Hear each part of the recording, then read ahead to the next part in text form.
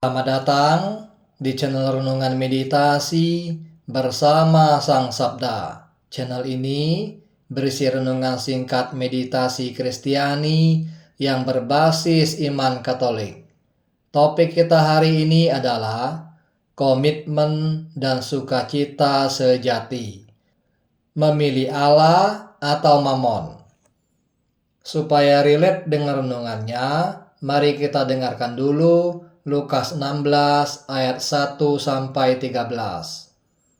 Dan Yesus berkata kepada murid-muridnya, ada seorang kaya yang mempunyai seorang bendahara. Kepadanya disampaikan tuduhan bahwa bendahara itu menghamburkan miliknya. Lalu ia memanggil bendahara itu dan berkata kepadanya, apakah yang kudengar tentang engkau? Berilah pertanggungan jawab atas urusanmu, sebab engkau tidak boleh lagi bekerja sebagai bendahara. Kata bendahara itu di dalam hatinya, apa yang harus aku perbuat? Tuanku memecat aku dari jabatanku sebagai bendahara. Mencangkul aku tidak dapat, mengemis aku malu. Aku tahu apa yang harus aku perbuat, supaya apabila aku dipecat dari jabatanku sebagai bendahara, ada orang yang akan menampung aku di rumah mereka. Lalu ia memanggil seorang demi seorang yang berhutang kepada tuannya. Katanya kepada yang pertama, berapakah hutangmu kepada tuanku? Jawab orang itu, 100 tempayan minyak. Lalu katanya kepada orang itu, inilah surat hutangmu, duduklah dan buatlah surat hutang lain sekarang juga 50 tempayan. Kemudian ia berkata kepada yang kedua, dan berapakah hutangmu? Jawab orang itu, 100 pikul gandum. Katanya kepada orang itu, inilah surat hutangmu, buatlah surat hutang lain 80 pikul. Lalu tuan itu memuji bendahara yang tidak jujur itu, karena ia telah bertindak dengan cerdik. Sebab anak-anak dunia ini lebih cerdik terhadap sesamanya daripada anak-anak terang.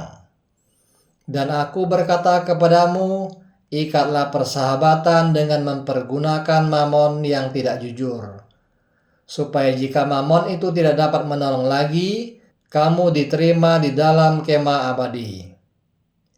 Barang siapa setia dalam perkara-perkara kecil, ia setia juga dalam perkara-perkara besar. Dan barang siapa tidak benar dalam perkara-perkara kecil, ia tidak benar juga dalam perkara-perkara besar. Jadi, jikalau kamu tidak setia dalam hal mamon yang tidak jujur, siapakah yang akan mempercayakan kepadamu harta yang sesungguhnya? Dan jikalau kamu tidak setia dalam harta orang lain, siapakah yang akan menyerahkan hartamu sendiri kepadamu? Seorang hamba tidak dapat mengabdi kepada dua tuan, karena jika demikian, ia akan membenci yang seorang dan mengasihi yang lain. Dan ia akan setia kepada yang seorang dan tidak mengindahkan yang lain. Kamu tidak dapat mengabdi kepada Allah dan kepada Mamon. Demikianlah sabda Tuhan. Syukur kepada Allah. Saudara-saudari, Injil hari ini menantang kita dengan pertanyaan yang tajam. Memilih Allah atau Mamon? Pertanyaan ini sederhana, tapi jawabannya sangat menentukan arah hidup kita. Karena seperti yang Yesus katakan, kamu tidak dapat mengabdi kepada Allah dan kepada Mamon. Lukas 16 ayat 13. Untuk membantu kita merenungkan ini, mari kita bayangkan sebuah cermin tua. Cermin itu buram sehingga bayangan yang terlihat di dalamnya kabur. Kita bisa melihat diri kita, tapi samar dan terdistorsi. Tanpa Kristus, hidup kita persis seperti itu. Kita bekerja, mengejar uang, mencari kesenangan, tetapi sering tidak benar-benar tahu siapa diri kita yang sejati. Yesus datang untuk memperbaiki cermin itu. Ia memberikan dirinya seutuhnya, dan dengan itu ia mengembalikan kita pada diri kita yang sejati. Itulah sebabnya kita bisa berkata, Ia telah memberikan dirinya kepada kita, dan dengan melakukan ini, Ia telah memberi kita diri kita sendiri. Komitmen penuh, jalan menuju sukacita. Yesus lewat Injil hari ini mengingatkan, kamu tidak dapat mengabdi kepada Allah dan kepada Mamon. Lukas 16 ayat 13. Pesannya sederhana, tapi sangat dalam maknanya. Kita tidak bisa setengah-setengah dalam komitmen. Yesus sudah memberikan dirinya seutuhnya.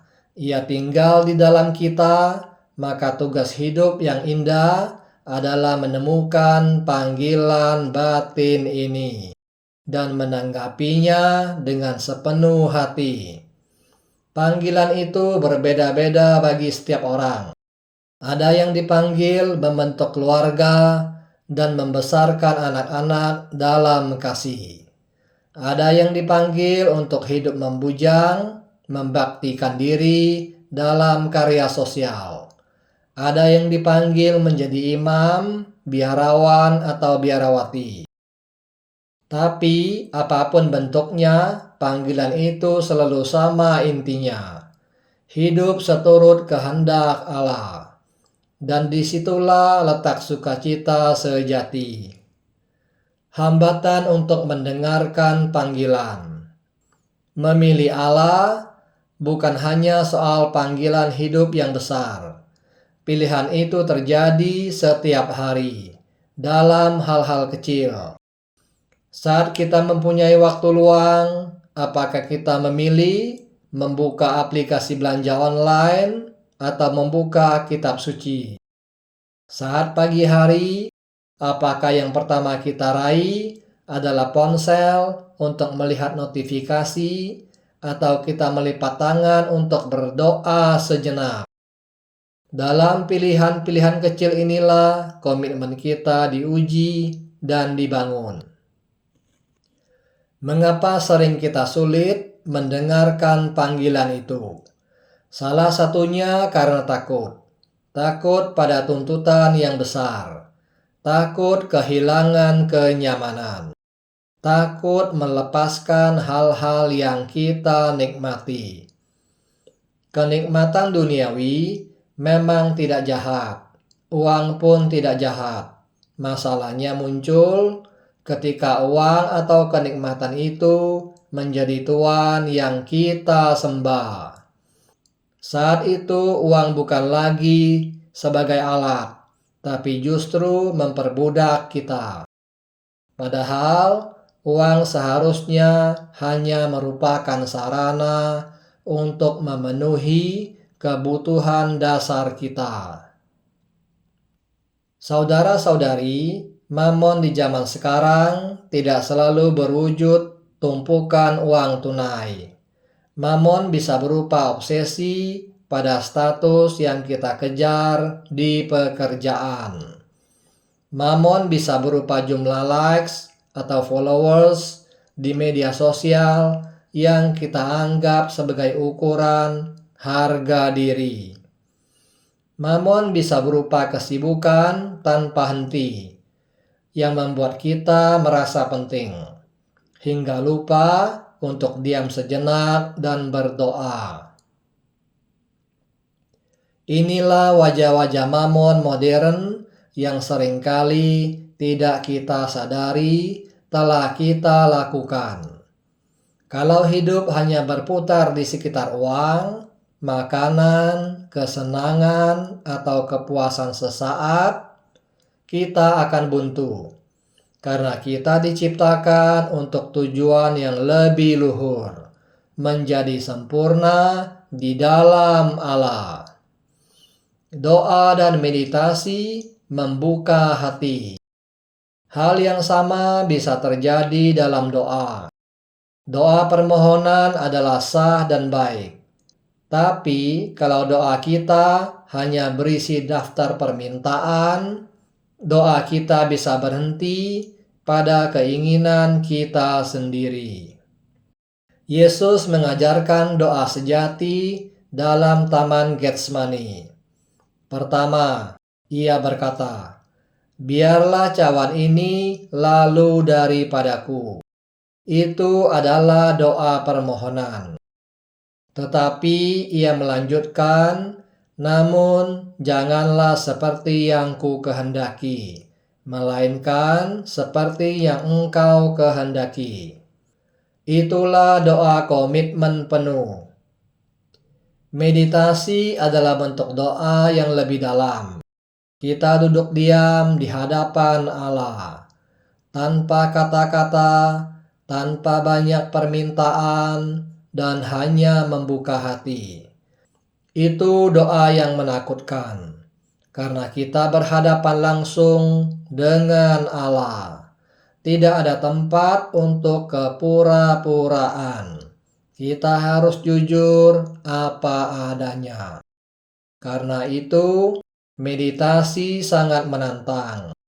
Tapi justru di sanalah kita dilatih untuk berkomitmen penuh. Harganya mahal, tapi buahnya adalah sukacita yang mendalam bahkan di tengah penderitaan. Mengapa sukacita muncul dari komitmen?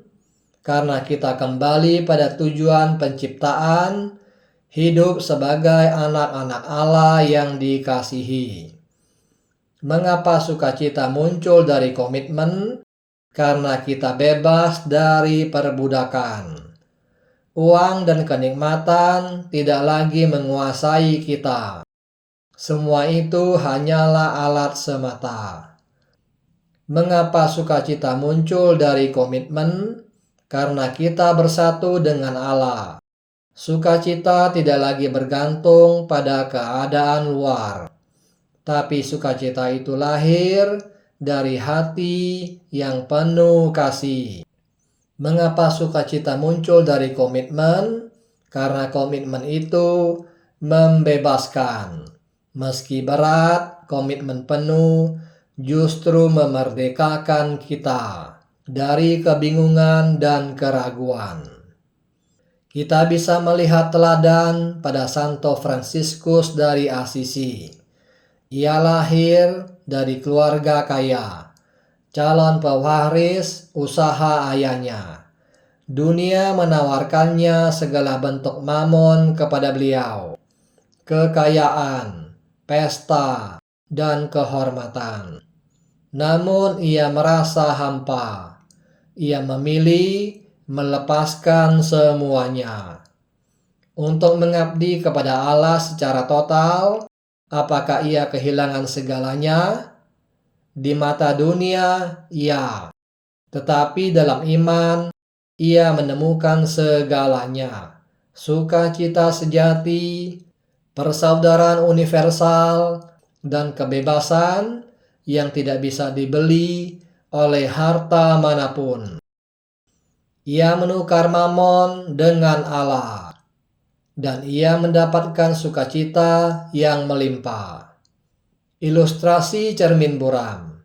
Kembali ke ilustrasi di awal, hidup kita sering seperti bercermin pada kaca buram. Kita tidak jelas melihat siapa kita. Kristus datang membersihkan dan memperbaiki cermin itu. Dengan memberikan dirinya, ia juga memberikan kita diri kita yang sejati. Berikut ini ada beberapa pertanyaan reflektif. Apakah saya sungguh tahu siapa diri saya di hadapan Allah?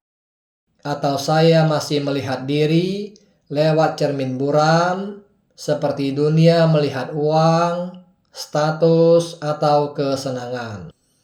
Apakah doa saya lebih banyak berisi permintaan, atau sudah menjadi sikap menyerahkan diri? Jadilah kehendakmu.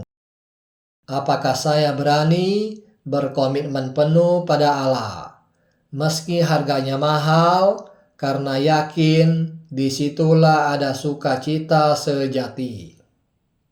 Perjuangan untuk memilih Allah ini tidak kita lakukan sendirian. Kristus memberikan kita gereja dan komunitas. Di dalam keluarga, di dalam lingkungan, atau komunitas rohani, kita saling menguatkan.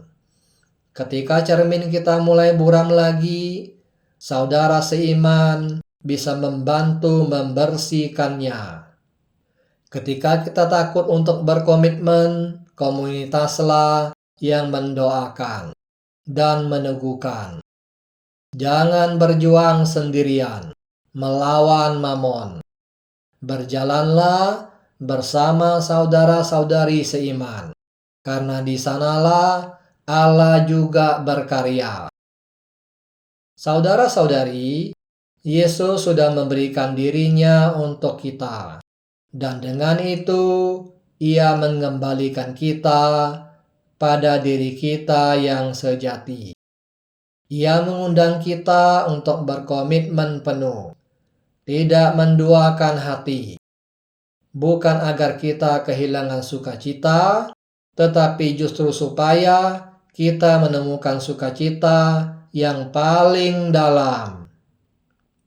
Sukacita rohani, sukacita yang tidak bisa dibeli dengan uang, tidak bisa digoyahkan oleh penderitaan. Bahkan bisa kita alami di dalam lembah air mata. Marilah kita berani memilih dengan jelas, Allah atau mamon. Dan ketika kita memilih Allah dengan sepenuh hati, kita akan menemukan siapa kita yang sebenarnya. Dan disitulah sukacita sejati berada. Agar renungan ini tidak berhenti di pikiran kita saja, sekarang mari kita bawa masuk ke dalam doa hening. Duduklah diam dengan punggung tegak, duduk santai tetapi sadar penuh. Tutuplah mata Anda perlahan-lahan dan ucapkanlah dalam hati kata doa yang diajarkan oleh Pater John Main OSB. Maranatha.